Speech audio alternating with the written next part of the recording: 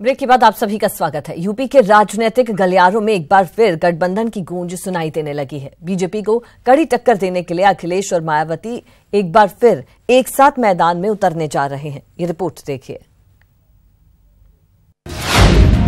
बिछ गई 2019 की सियासी बिसात, अखिलेश माया फिर आए साथ।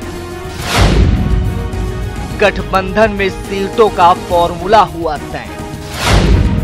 गठबंधन को लेकर होगा औपचारिक ऐलान। तो यूपी की सियासी पिच पर बीजेपी को चुनौती देने के लिए एक बार फिर से गठबंधन तैयार हो रहा है। उपचुनाव में सुपरहिट रही अखिलेश माया की जोड़ी एक बार फिर तैयार है 2019 का सियासी पासा पलटने के लिए। सूत्रों की माने तो प्रदेश की 80 में से 74 सीटों पर मायावती और अखिलेश एक साथ मिलकर चुनाव लड़ने जा रहे हैं। शनिवार को सपा बसपा गठबंधन का औपचारिक ऐलान भी कर दिया जाएगा। जिस सपा और बसपा महागठबंधन का ऐलान कल मायावती और अखिलेश यादव लखनऊ में करेंगे, उस गठबंधन की नींव गोरखपुर लोकसभा उपचुनाव के दौरान ही पड़ गई थी। 2014 के आम चुनाव और 2017 के विधानसभा चुनाव में मुंह की खाने के बाद बसपा सपा गोरखपुर और फूलपुर के उपचुनाव में एक साथ मिलकर लड़ी और दोनों ही सीटों पर गठबंधन को बड़ी सफलता मिली। और अब 2019 के लोकसभा चुनाव के लिए भी सपा बसपा गठबंधन का फॉर्मूला लेकर ही मैदान में उतरने जा रहे हैं। यूपी में गठबंधन के लिए फॉर्मूला तय हो चुका है। 2019 के लोकसभा चुनाव में सपा और बसपा 37 सीटों पर चुनाव लड़ सकते हैं। अमेठी रायबरेली में दोनों पार्टियां कांग्रेस को समर्थन देंगी। शनिवार को लखनऊ के होटल ताज में मायावती और अखिलेश यादव पीसी करके गठबंधन का औपचारिक ऐलान करेंगे। 2014 के आम चुनाव में बीजेपी ने क्लीन स्वीप करते हुए सपा बसपा के परखच्चे उड़ा दिए थे। समाजवादी पार्टी को जहां 5 सीटें मिली थी, वहीं बसपा का खाता तक नहीं खुला था। लेकिन 5 साल बाद अब तस्वीर पूरी तरह से बदल चुकी है और इसका संदेश 3 लोकसभा सीटों के उपचुनाव में जनता दे चुकी है। ये गठबंधन निश्चित तौर पर बीजेपी के लिए सबसे बड़ी चुनौती होगी। यानी 25 साल बाद, 2.5 दशक बाद अखिलेश यादव और मायावती एक साथ कल प्रेस कॉन्फ्रेंस करेंगे। लेकिन उसके पहले गठबंधन के फार्मूले ने बीजेपी को बेचैन कर दिया। इस गठबंधन के फार्मूले में अनुप्रिया पटेल और ओम प्रकाश राजभर के लिए भी एक सीटें छोड़ने का फैसला किया गया है, तो राहुल और सोनिया की सीटें भी छोड़ी जाएगी। इससे भी बड़ी बात यह कि प्रधानमंत्री नरेंद्र मोदी के खिलाफ वाराणसी की संसदीय क्षेत्र की सीट पर संयुक्त प्रत्याशी अपना गठबंधन उतारेगा। यानी बीजेपी के सामने ये बड़ी चुनौती होगी कि आखिर गठबंधन के उस फार्मूले को कैसे हराए जो 42% के वोट शेयर तक पहुंच चुका है। वीडियो जर्नलिस्ट अखिलेश के साथ अजीत सिंह, न्यूज 18 लखनऊ।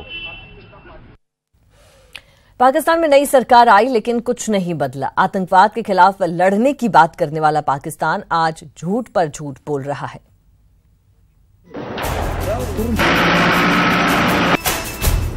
आतंक और बातचीत साथ साथ नहीं चल सकती। भारत शुरू से ही इस बात को कहता रहा है और अमल कर रहा है, लेकिन पाकिस्तान हमेशा दुनिया के सामने दिखावा ही करता रहा। अपना मतलब साधने के लिए दोनों मुल्कों की बातचीत का हवाला देता रहा। उसके कथनी करनी में जमीन आसमान का फर्क है, क्योंकि इतिहास गवाह है कि पाक ने हर बार भारत पर पीठ के पीछे से वार किया है।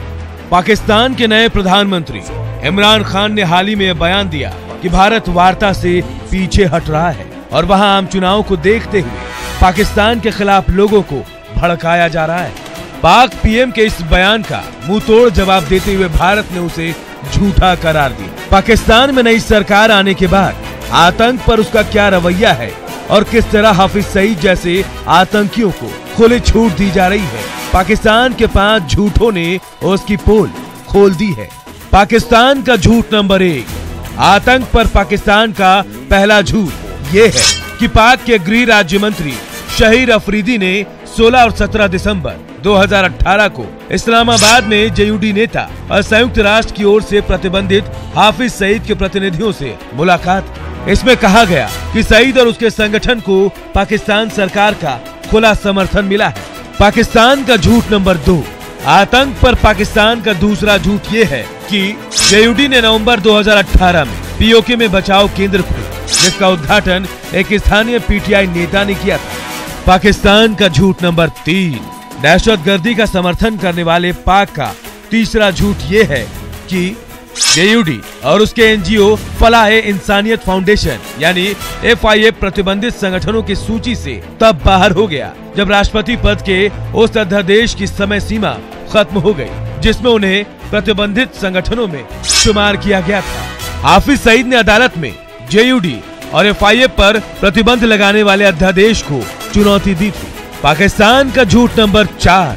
आतंकवादियों को शह देने वाले पाकिस्तान का चौथा झूठ ये है कि प्रतिबंधित आतंकवादी संगठन हिजबुल मुजाहिदीन के नेता और यूनाइटेड जिहाद काउंसिल के अध्यक्ष सईद सलाउद्दीन ने अक्टूबर 2018 में जम्मू कश्मीर में सक्रिय आतंकवादियों के लिए पाकिस्तान से सैन्य समर्थन मांगा।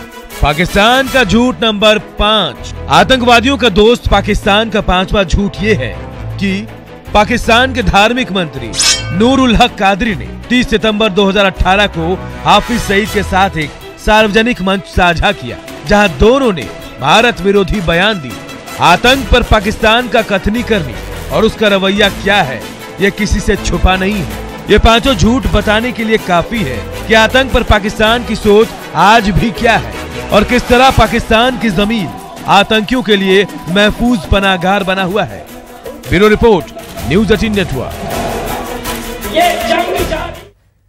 और इस बुलेटिन में इतना ही। दीजिए इजाजत। राजस्थान की बाकी खबरों को देखने के लिए आप विजिट कर सकते हैं हमारी वेबसाइट news18rajasthan.com पर।